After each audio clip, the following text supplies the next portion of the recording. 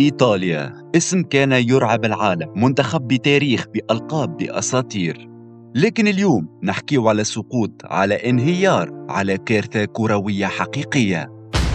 الثلاثاء الفارط إيطاليا تدخل المباراة قدام البوسنة، منتخب أقل منها على الورق، على التاريخ وعلى كل شيء.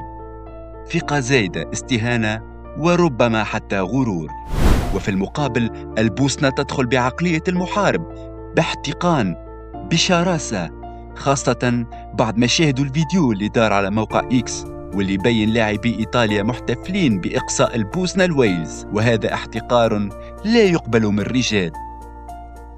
بروح القتال بإيمان ناخذ ثارنا على الميدان. 90 دقيقة وإيطاليا عاجزة، لا حلول، لا شخصية، لا روح. المباراة تمشي الركلات الترجيح، وهنا تبدأ الحقيقة تبان. ضغط، توتر، خوف، والنتيجة صدمة. إيطاليا تسقط والبوسنة تصنع التاريخ وتتأهل لكأس العالم. إيطاليا أوت.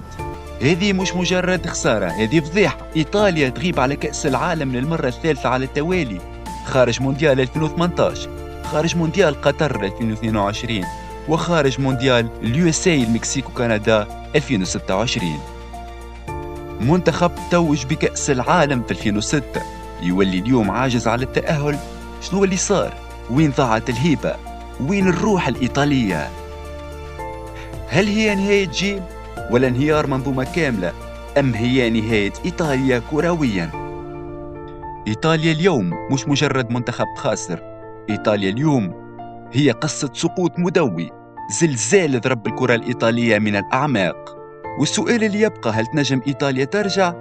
ولا هذا هو بداية للنهاية؟